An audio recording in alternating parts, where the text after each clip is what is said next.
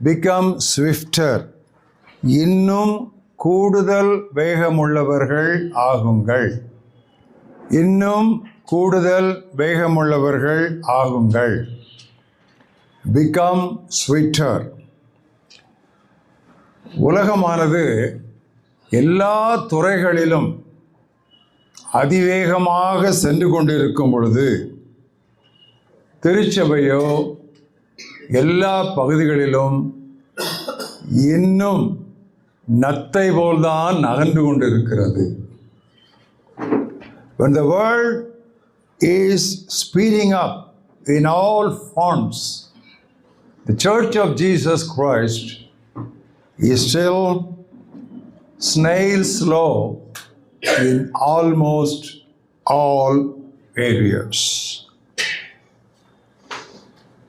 But ஒரு இயக்கம் அல்லது ஒரு நிறுவனம் அல்லது ஒரு ஸ்தாபனம் அல்லது ஒரு ஊழியம் அல்லது ஒரு திருச்சபை வேகமாக முன் செல்ல வேண்டுமானால் அது தனிநபரது வேகத்தை பொறுத்தது.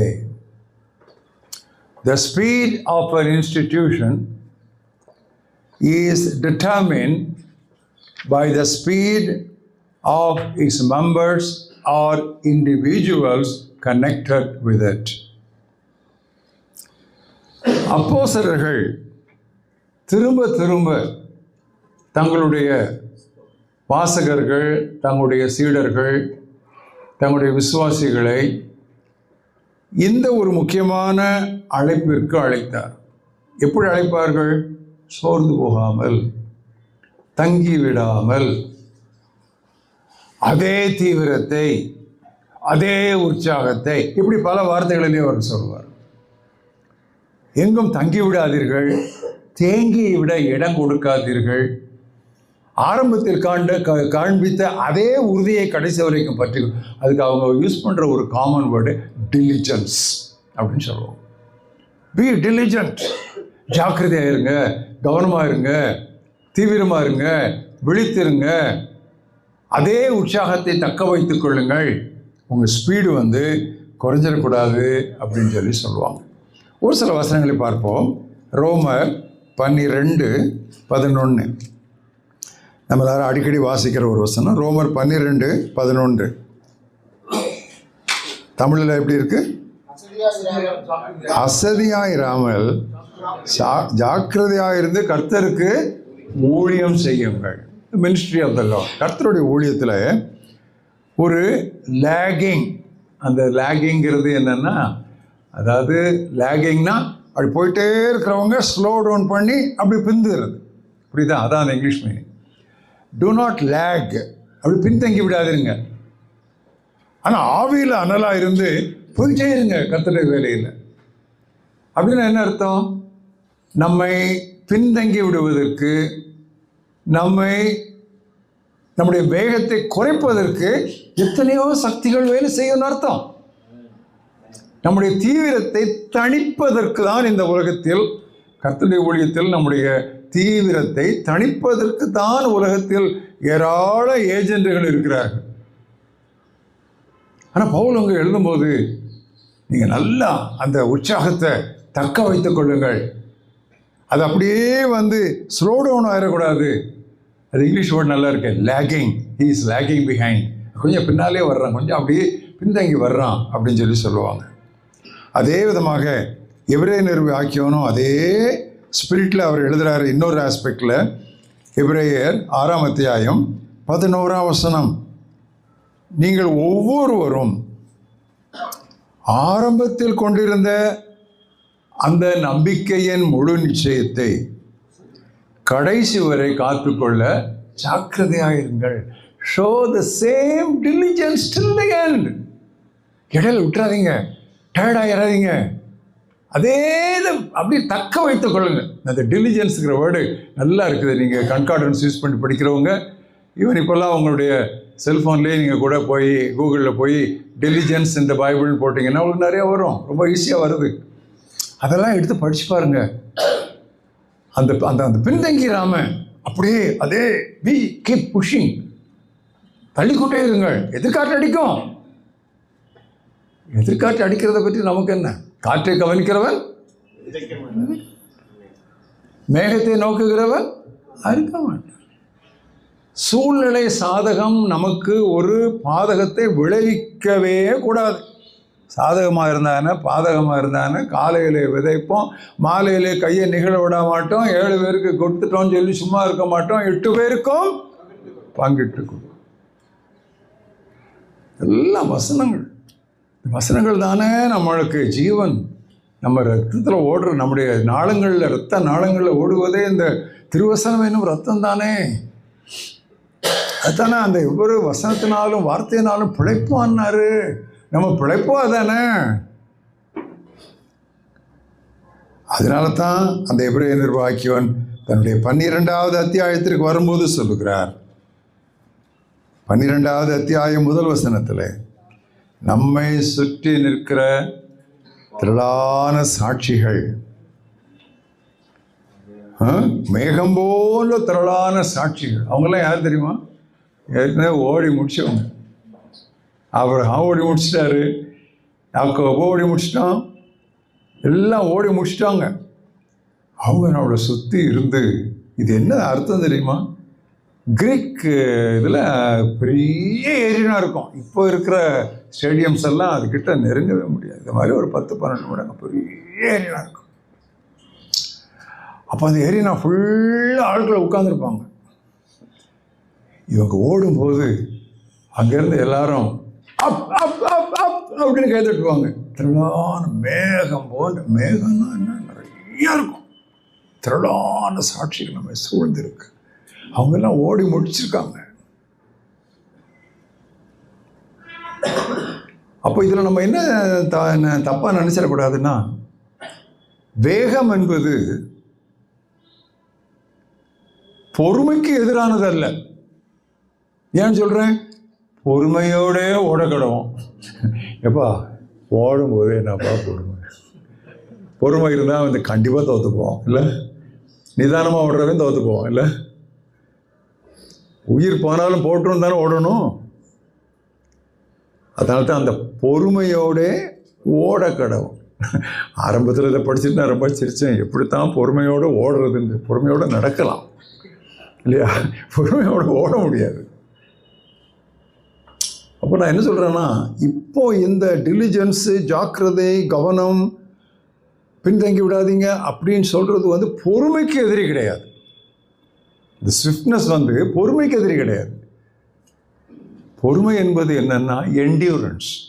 புது மொழியாக்கங்களில் கரெக்டாக இருக்குது. ரன் வித் என்டியூர், சகிப்போடு ஓடுங்கள் என்று இருக்கு. இந்த பொறுமையோடுங்கிறது சரியான மொழியாக்கம் கிடையாது. சகிப்போடு, தாக்கு பிடித்து கொண்டு, அதனால வார்த்தை இல்லை, தாக்கு பிடித்து கொண்டு ஓடுங்க, விட்டாதீங்க. மூச்சு போனாலும் பரவாயில்லன்னு சொல்லி துணிந்தவனுக்கு தூக்கு மேடை பஞ்சு மெத்தேன்னு மாதிரி ஹார்ட் பேஷண்ட் இருந்தாலும் ஓடு. அதுதான் அந்த இடத்துல பொறுமை, ஓட்டம். சுற்றி திரளான கைதட்டி பார்த்து கொண்டிருக்கிற பார்வையாளருடைய குழுமங்கள். ஏன் நம்ம வந்து பொதுவாக ஸ்லோவாகிடுறோம் ஊழியங்களில், நம்முடைய வாழ்க்கையில்? ஏன் ஸ்லக்கிஷ் ஆகிடுறோம்? ஒரு மாதிரி ஒரு ஸ்லோங்கிறதுக்கு அசம்பந்தமாகி விடுகிறோம். ஏன்? நம்ம வந்து நேரம் எவ்வளோ கொஞ்சமாக தான் இருக்குதுங்கிறத மறந்துடும். The main reason why we slow down, why we become sluggish, is that we have forgotten the preciousness and the brevity or the shortness of time.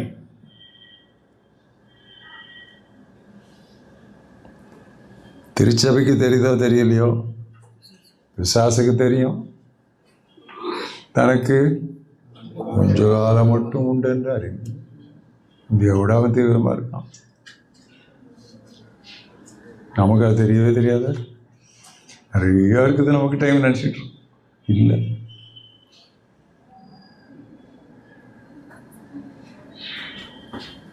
மற்ற காரியங்கள்லாம் நம்ம ரொம்ப டெலிஜென்ட்டாக, ஸ்விஃப்டாக, கரெக்டாக இருக்கும். பிள்ளைங்களை ஸ்கூலுக்கு அனுப்புறதுக்கு பிரேக்ஃபாஸ்ட் செய்கிறதுல யாராவது தாமதமாக இருக்காங்களா?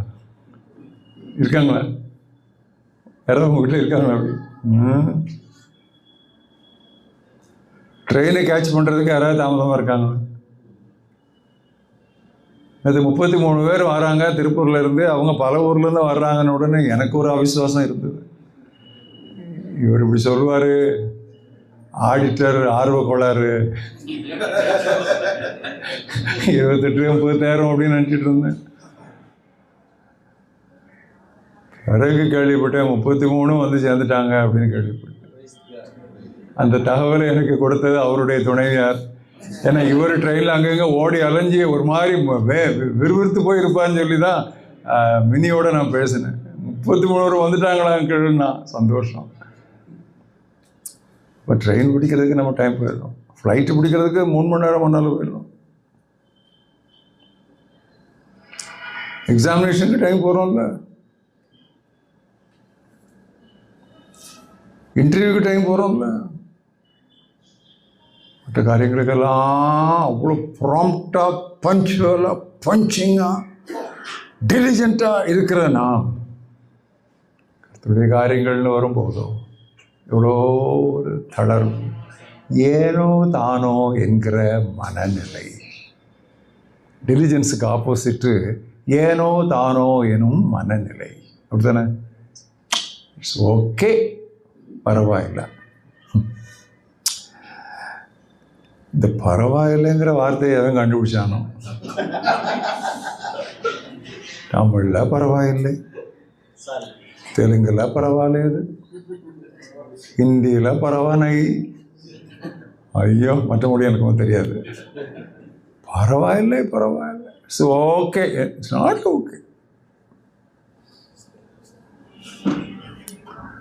நாம் இருக்கிற காலம் என்ன தெரியுமா? Emergency. we are living in a time of emergency. நாம் இக்கட்டான, இறுக்கலான, நெருக்கமான ஒரு காலத்தில் உள்ள ஒரு காலகட்டத்தில் இருக்கிறோம். காலகட்டம்ங்கிறது தான் ரைட் வேர்டு. காலகட்டத்தில் இருக்கிறோம். இது சீக்கிரம் போயிடும்.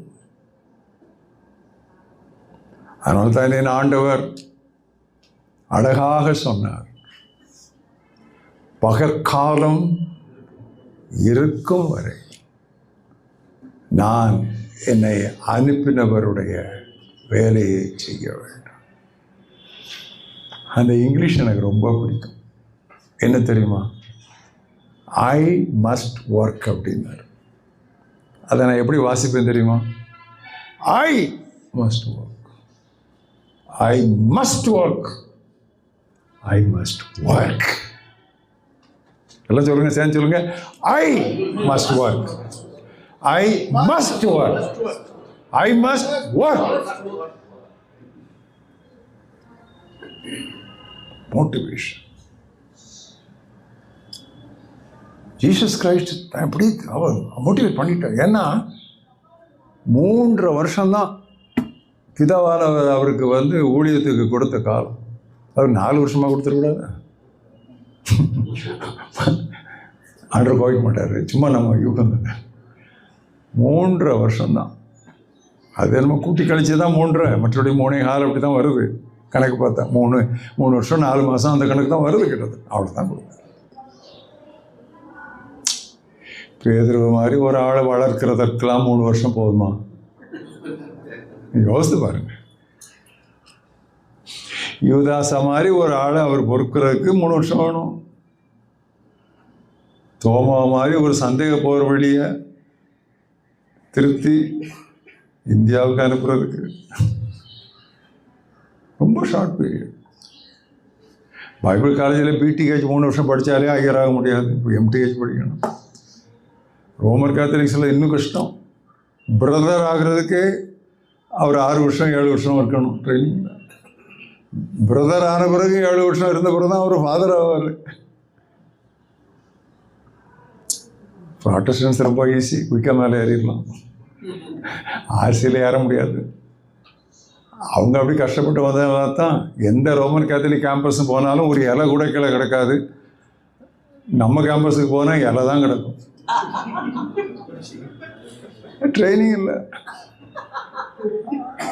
ஆர்சி ஃபாதர் ஒரு இலையை பார்த்தா அவனை தொலைச்சிருவார் கார்டனர். எப்போ போங்க அங்கங்கே இலை கிடக்காது. எப்படி 3 வருஷம் ட்ரைனிங் போகுதுன்னு நினைக்கிறான், பட்டம் பெற்று வர்றான். அவன் பயிற்சி பெற்று வர்றான். நீங்கள் பெறுவது பட்டம், அவன் பெறுவது பயிற்சி. What you give is an education, but what they get is a training. It makes all the difference. ஒன்றும் பண்ணிக்கவே முடியாது, அடிச்சிக்கவே முடியாது. அப்போ அப்படியெல்லாம் ஆண்டவர் ப்ரிப்பேர் பண்ணி இந்தியாவுக்கு ஒரு ஆளை அனுப்பணும்னா, அதில் வேற அதுக்கு பிறகு சொல்கிறாரு, ஏற்கனவே அது காயத்துக்குள்ளே விரல போட்டு கொண்டு வைங்கிறாரு. காயம் பாரு, அது பார்த்தா போதும்னு சொல்லக்கூடாது, விரல போடணும். பாவம், பரவாயில்லப்பா அப்படின்னு ஆண்டவர் அவனுக்காக பிரத்யேகமாக தனி ஒரு தரிசனம். ஏன் தெரியுமா? இந்தியாவுக்கு வர போறாருல, என்ன சாதாரணமான ஊரா அது? 33 கோடி இருக்க. எங்க மீதி உள்ளவங்க அத்தனை பேரும் மயிலாடுன்னு சொன்னாங்க ஆண்டவரை. தோமா மட்டும்தான் என் ஆண்டவரே என் தேவனே. சீடர்களில் மை காட்னு சொன்ன ஒரே ஆடு இவர் தான். ஏன் இந்த 33 கோடி இருக்கிற இடத்துக்கு வர்றாரு? அப்போ இவர் ஒன்று தான் காடுன்னு தெரிஞ்சிருக்கணும். வெறுமனே லாடுன்னு சொன்னால் இது Lord Jesus, Lord Krishna, Lord Rama அப்படி தான் போயிடும். லார்டு இல்லை, காடு. Are you with me? You understand? So Jesus was gripped with a sense of urgency.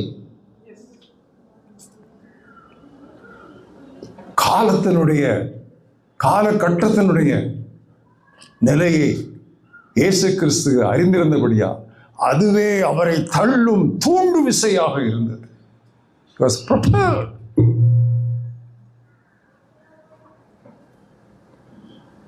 வெளிப்படுத்தல் 1:3 இப்போ தான் பார்த்தேன். அது நம்ம கடைசி காலம்னு சொல்கிறோம். வெளிப்படுத்தல் 1:3 என்ன பார்க்குறோன்னா, த டைம் இஸ் நியர். தமிழில் அப்படி, இங்கிலீஷில் அப்படி இருக்குது. இங்கிலீஷில் அப்படி இருக்குது, தமிழில் காலம் சமீபமாயிட்டுன்னு இருக்குது. இது வெளிப்படுத்தல் துவக்கம். வெளிப்படுத்தல் முடிவுக்கு வாங்க, 22:10 வாங்க. அங்கேயும் என்ன சொல்லியிருக்குன்னா, காலம் சமீபமாயிற்று. அதனால தான் நான் அடிக்கடி சொல்வேன், நாம் கடைசி காலத்தில் அல்ல, கடைசி நிமிடத்தில் இருக்கிறோம். வெளிப்படுத்தல் 1க்கும் 22க்கும் இடையிலேயே அப்படிதான் இருக்கு. We are not living in the last day. No, sorry. We are not living in the last days. We are living in the last day. No, sorry. We are not living in the last day. We are living in the last hour. No, sorry. We are not living in the last hour. We are living in the last minute. 2000 ஆண்டுகளுக்கு முன்பதாக ஆவியானவர் காத்திருந்து சீடர் மேல் இறங்கிய பொழுது பேதுரு யோவேலின் தீர்க்கதரிசனத்தை குறிப்பிட்டு என்ன சொன்னார்? கடைசி நாட்களில். அப்போ 2000 வருஷத்துக்கு முன்னால் கடைசி நாட்களானால் இது கடைசி நிமிடங்கள் தானே. மேகத்தை பார்த்த உடனே மழை வரும் என்று உங்களுக்கு தெரிகிறது, காலத்தை நிதானிக்க உங்களுக்கு தெரியாதா என்று ஆண்டவர் கேட்டார். இன்றைக்கு நம்ம ஒவ்வொருவரையும் பார்த்தா தான் கேட்கு. We are living in an emergency hour. This is the last hour.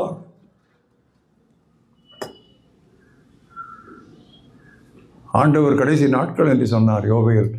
ஆனால் யோவான் எழுதும்போது, பிரியமானவர்களே, நாம் கடைசி நேரத்தில் இருக்கிறோம். லாஸ்ட் ஹவர்னு இருக்குது இங்கிலீஷில், யோவான் சொன்னது.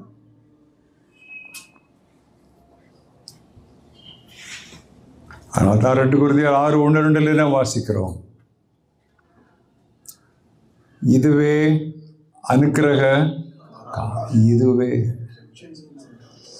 இதுவே ரட்சணிய நாள். இதை நம்ம வசதியாக ரட்சிக்கப்படாதவனுக்கு சொல்லி அவனை பயங்காட்டுறோம். மனம் திரும்பியில் இல்லைன்னா போகிற வழியில் மோட்டர் சைக்கிளில் செத்து போவாங்க. அதெல்லாம் தப்பு, அப்படிலாம் மொழிபெயர்க்கக்கூடாது. அதெல்லாம் அது ரொம்ப cheap way of appealing the gospel demand அப்படின்னு சொல்லக்கூடாது. விசுவாசிக்கிறதுனா உடனே ஆக்சிடென்ட் செத்து போவானா?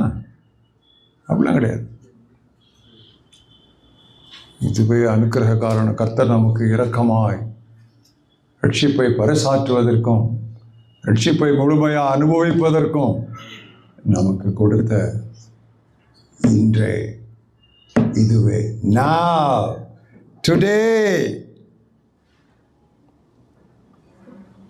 எனவே தான் அப்போஸ்தலர் அந்த 2 கொரிந்தியர் 6:1-2 வாசிக்கிறது போல, ஆகையால் நாங்கள் உங்களிடத்திலே ப்ளீட் பண்ணுறோம், உங்களிடத்தில் நாங்கள் வேண்டிக் கொள்கிறோம், தேவனுடைய கிருபையை விருதாவாய் பெறாதபடிக்கு உங்களிடத்தில் வேண்டிக் கொள்கிறோம்னு சொல்லிட்டு அடுத்த வசனம், இன்றைய ரட்சணை நாள் இப்பொழுது அனுக்கிற காலம். அது வாசித்தீங்களா? இருக்குமா? அது முதல்ல சொல்கிறார் 2 கொரிந்தியர் 6:1 நீங்கள் தேவனுடைய கிருபையை விருதாவாய் பெறக்கூடாதுன்னு சொல்கிறாரு. 2ஆம் வசனத்தில் இதுவே. அப்போ என்ன அர்த்தம்? இன்னைக்கு ஆண்டவர் நம்மளை கிருபையாக ரட்சிக்கப்பட்ட போது உயிரோடு வச்சுருக்காரு இல்லையா? ரட்சிக்கப்படும் போது நம்ம மோட்சத்துக்கு போகிறதுக்கு விசா கிடச்சிருச்சு இல்லை, பாஸ்போர்ட் கிடச்சிருச்சு இல்லை, அன்றைக்கே நம்ம செத்துட்டு அந்த சோதனைகள் இல்லாமல் போய் சேர்ந்துடலாம்ல. எதுக்கு விட்டு வச்சுருக்காரு? எதுக்கு விட்டு வச்சுருக்காரு? அதை அறிவிக்கிறதுக்கு. அனுபவிச்சிட்டோம், அறிவிக்கணும். அப்படி சொல்லிட்டு தான் இதுவே ரட்சணிக்காரு. அப்போ நம்ம அதை செயல்படி பயன்படுத்தலைன்னா உங்கள் தேவனுடைய கிருபையை விருதாவாய் பெறுகிறீர்கள். அதான் அந்த 1-2 வசனத்தை கனெக்ட் பண்ணிக்கிட்டு வரணும். விருதாவாய் பெறாதபடிக்கு நாங்கள் உங்களுக்கு புத்தி சொல்கிறோம், இதுவே இருக்கிறது வருதா தெரியுதா? இன்னைக்கு நம்ம ஆண்டவருக்காக முழு மூச்சோடு முழுக்க முழுக்க நாம் இன்னைக்கு வேலை செய்ய நம்மை நாம் தூக்கி எறியாவிட்டா நாம் தேவனுடைய கிருபையை விருதாய் பெறுகிறோம், வீணாய் பெறுகிறோம். We are wasting the grace of God. God forbid. உங்களுக்கு முன்னால் ஒரு கேள்வி, if not now when? இப்பொழுது நீங்கள் இதை செய்யாவிட்டால் எப்பொழுது செய்ய போகிறீர்கள்? If not now when?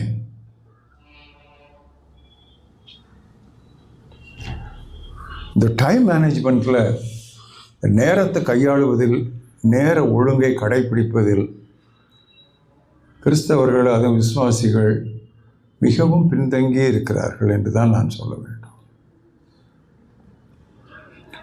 எனவேதான் பவுல் எபேசியர் 5:15-17 அந்த வசனம் நம்ம எல்லாருக்கும் தெரியும்.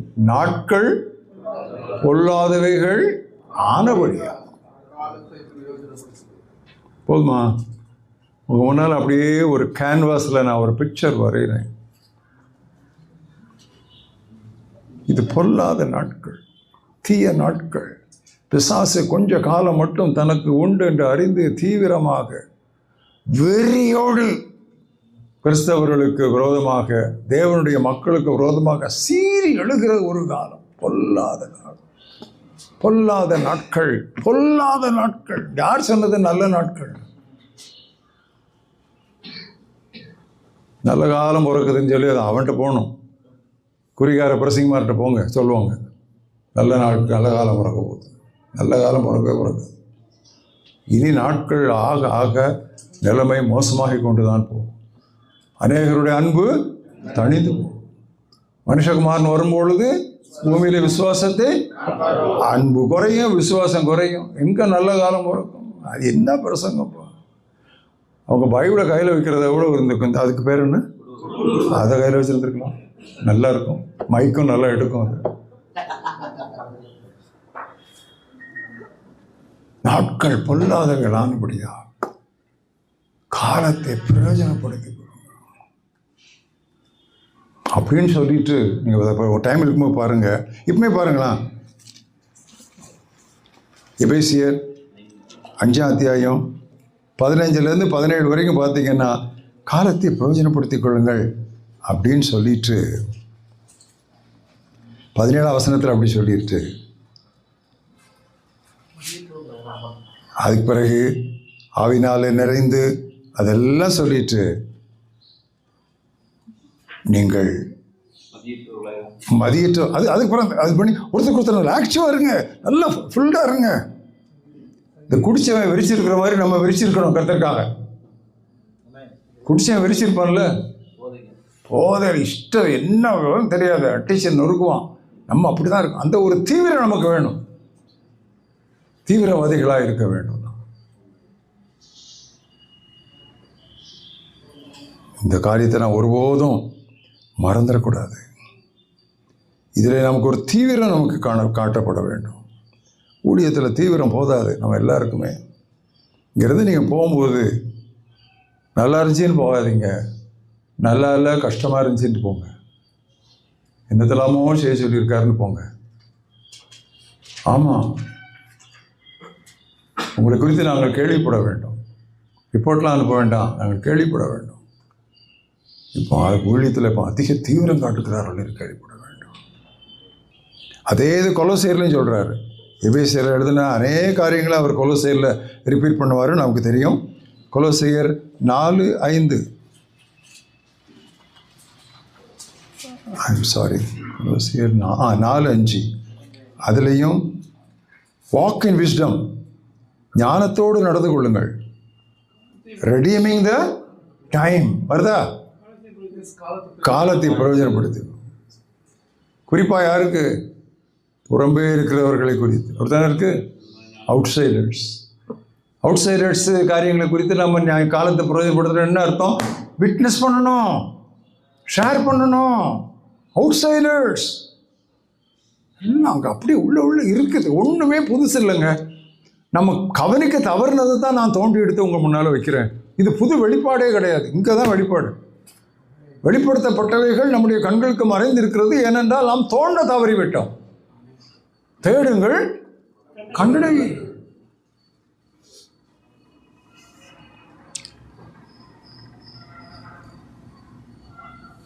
நம்ம கர்த்தருடைய காரியத்தில் இந்த வேகம் காட்ட முடியாமல் இருக்கிறதுக்கு ஒரு காரணம், we are wasting our time with the frills. ஃப்ரில்ஸ்னால் இந்த ட்ரெஸ்ஸு போதும், அது கீழே அங்கங்கே அப்படியே சில தொங்குகள் கொடுப்பாங்க. அது ஒன்றும் பிரயோஜனம் இல்லை. அது சும்மா அழகு. நம்ம டைம் எல்லாம் அந்த ஃப்ரில்ஸில் தான் ஸ்பெண்ட் பண்ணுறோம். Let me tell you beloved, let the main thing be the main thing in your life. உங்கள் வாழ்க்கையில் முக்கியமானதே முக்கியமானதாக இருக்கட்டும்.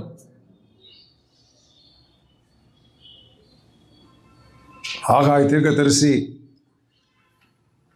தேவனுடைய வார்த்தையை மக்களுக்கு முழங்கும் பொழுது என்ன சொன்னார்? என்னுடைய வீடு பாழாய் கிடக்கும் பொழுது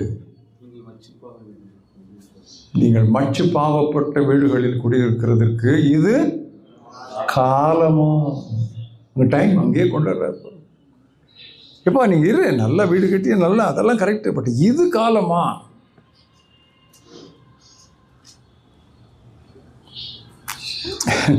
இன்னொன்று சொல்கிறாரு, கொஞ்சம் கஷ்டமாக தான் இருக்குது. அது எப்படி வியாக்கியானப்படுத்துறதுன்னு தெரியல. ஆனால் அது பைபிள் இருக்குதே. 1 கொரிந்தியர் 7ஆம் அத்தியாயம் 29 வாசிக்கிறேன். 1 கொரிந்தியர் 7:29 வாசிக்கிறேன் பாருங்கள். சகோதரரே, நான் ஒன்று சொல்லுகிறேன். என்ன சொல்றீங்க? இனிவரும் காலங்கள் குறுகிய ஆனபடியா, ரொம்ப ஷார்ட் டைம் தான் இருக்கு. அதனால மனைவிகள் உள்ளவர்கள் மனைவிகள் இல்லாதவர்கள் போற, எப்படி சன்னியாசியை போய் சொல்றாங்க? அப்படி இல்லை. உங்களுடைய செக்ஷுவல் ப்ளஷர்ஸு, உங்களுடைய இன்டிமேட் ப்ளஷர்ஸ் எல்லாம் லெஜிட்டிமேட்டு, நியாயமானது. ஆனாலும் ரொம்ப கொஞ்ச காலம். You can't afford to spend too much time on that. That's what it means. அழக்கூடாதா? அழணும். அழுகிறவர்கள் அழாதவர்கள் போலவும் இருக்கா?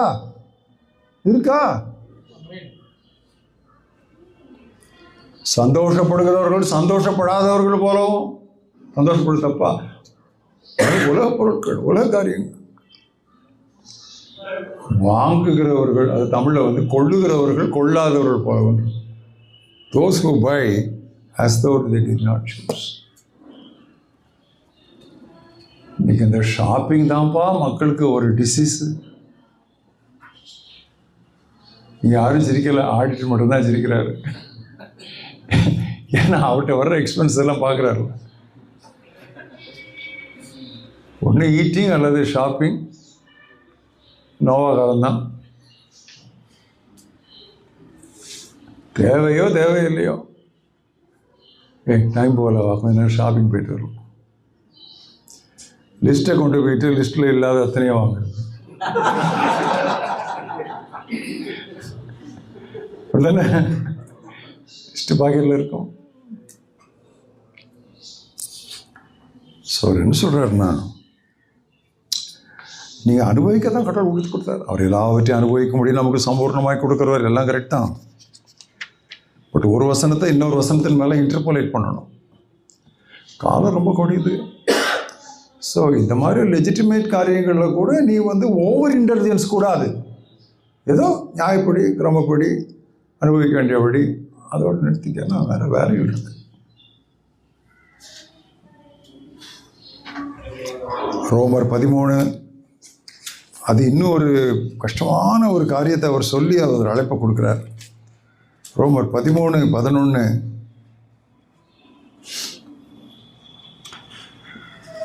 காலத்தை புரிந்து கொள்ளுங்கள், நம்முடைய தூக்கத்தை விட்டு நாம் எழுந்திருக்க வேண்டிய நேரம் அதிகம் ஆயிடுச்சு.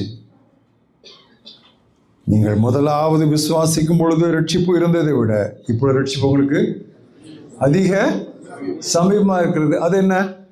நான் அடிக்கடி உங்களுக்கு சொல்லியிருக்கேன், புரிஞ்சுக்குங்க. ரட்சிப்பை முக்காலங்களுக்கு பிரிக்கலாம். கடந்த கால ரட்சிப்பு, நிகழ்கால ரட்சிப்பு, எதிர்கால வருங்கால ரட்சிப்பு. கடந்த கால ரட்சிப்பு பாவத்தின் தண்டனையிலிருந்து, பெனல்டி, விடுதலை. நிகழ்கால ரட்சிப்பு பாவத்தின் வன்மையிலிருந்து, வல்லமையிலிருந்து, சக்தியிலிருந்து, பவர் ஆஃப் சின். முடிவு கால எதிர்கால ரட்சிப்பு பாவத்தின் பிரசன்னத்திலிருந்தே, from the very presence of sin. Penalty, power, presence of sin. So இவர் இந்த இடத்துல ரட்சிப்பு சமீபமாக இருக்கிறது என்பது எதை குறிக்கிறார்?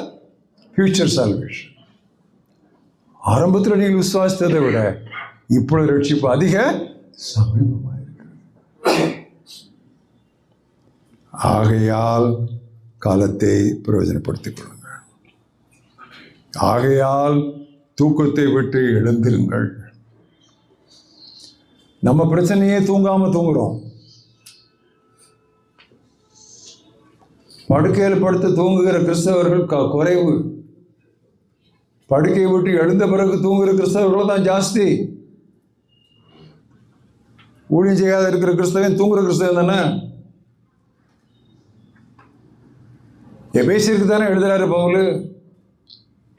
ஆகையால் தூங்குகிற நீ படுக்கையை விட்டு மரித்தோங்கிறாரு. அசிங்கமான வார்த்தை அது. அந்த அளவுக்கு செத்தம் போல கிடக்குறா. எழுந்து, ஆண்டவரே நீ எழுப்பும் ஆண்டவர். எழும்புறது ஓம்பு.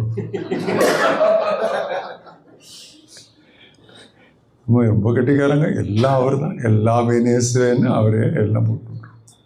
நீ எழும்புனா அப்பொழுது கிறிஸ்து உன்னை, புரியுதா உங்களுக்கு?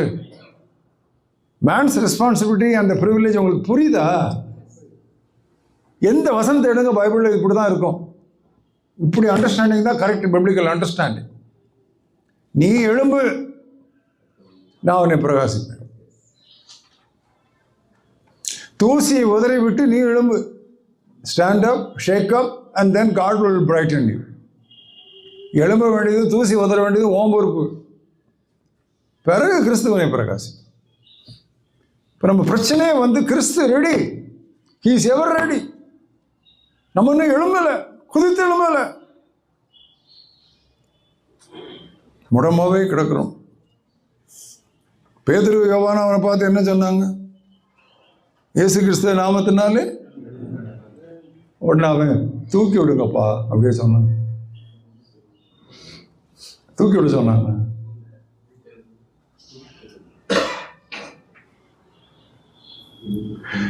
எல்லாவற்றையும் முந்தியை விட நாம் அதிக துரிதமாக நாம் செய்திடுவோம். அண்ணன் அழகாக பாடிட்டு போயிட்டாங்க. இனி வரும் காலம் கொடியது நான் என்ன ஒரு அண்ணனுடைய பாட்டுகள், எம்எல்ஏனுடைய பாட்டுகள்ல ஒரு சரியான தீவிரவாதம் இருக்கும்.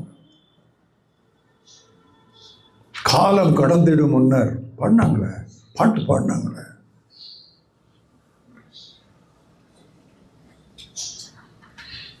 திறவுண்ட வாசல் அடைபடும் முன், அவங்க பாட்டுகள் நிறைய அந்த டைம் வரும். அது நீங்கள் நல்லா கவனிச்சு பாருங்க, நிறைய டைம் வரும். உறக்கம் தெளிவும். அப்போ என்ன அர்த்தம்? தூங்குறோம்னு அர்த்தம். தூக்கம் போய் இப்போ உறக்கத்தில் இருக்கும். அடுத்த ஸ்டேஜ் உறக்கம் தெளிவும். அப்போ அண்ணனுடைய பாட்டுகள் எல்லாத்துலேயுமே ஏன்னா அவர் ஒரு தீவிர கர்த்தருக்காக அப்படி எரிந்து பிரகாசிக்கணும். நம்ம எரியாமல் பிரகாசிக்க முயற்சி பண்ணுறோம். யோவான் சொன்னாலும் எரிந்து பிரகாசித்தான். மெழுகுவர்த்தி எரிஞ்சா அது கரையும். அதனால தான் அவன் சொன்னான், நான் சிறுகணும் அவர் பெருகணும்னா.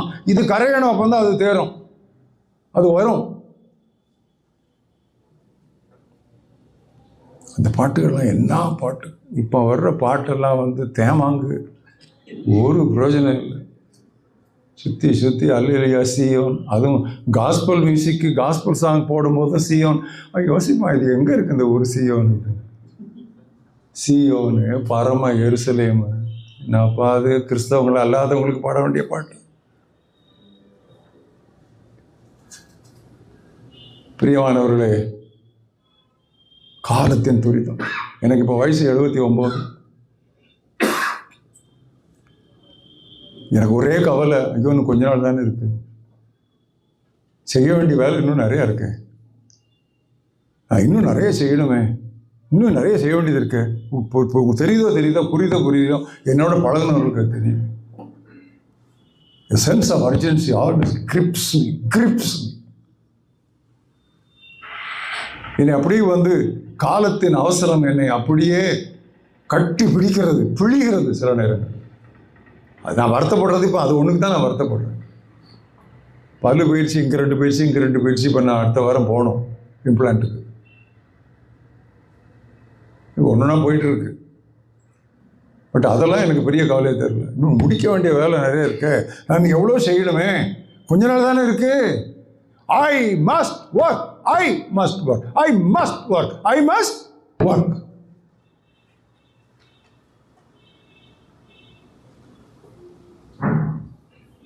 நம்ம தான் கடைசி தலைமுறையாக இருக்கலாம். யாருக்கு தெரியும்? என்னுடைய யூகத்தின்படி, எனக்கு வெளிப்பாட்டின்படி அல்ல, அப்படிலாம் எனக்கு வெளிப்பாடெல்லாம் வர்றதில்லை. எனக்கு தெரிந்த யூகத்தின்படி நாமே கடைசி தலைமுறையாக இருக்கலாம். நமக்கு முன்னால் அத்தனை பேரும் ஓடிட்டாங்க. தொடர் ஓட்டம், ரிலே ரேஸ். அபிரகாம் இங்கே கொடுத்தான், அங்கே கொடுத்தான், மோசே யோசுவாட்ட கொடுத்தான், அப்படியே கொடுத்துட்டு ஓடிட்டாங்க. நம்மகிட்ட கடைசி கட்ட நம்ம என்ன செய்கிறோம்? நம்ம ஓட மாட்டோம், பாட மட்டும்தான் செய்வோம். அதில் ரொம்ப கட்டி பாடுவோம், நல்லா பாடுவோம், ஆடுவோம், ஓட மாட்டோம். ஓடணும். நம்ம சரியா கொண்டு போய் இந்த லாஸ்ட் டேஷ் ஆஃப் த ஹர்டில் ரேஸை முடிக்கலன்னா அவ்வளோ வேஸ்ட் தெரியுமா? மூச்சை பிடிச்சிட்டு ஓடினாங்களே, அதெல்லாம் வேஸ்ட் ஆகிடுமா? திரளான சாட்சிகள் சுற்றி நின்று விடாத லாஸ்ட் டேஷ்.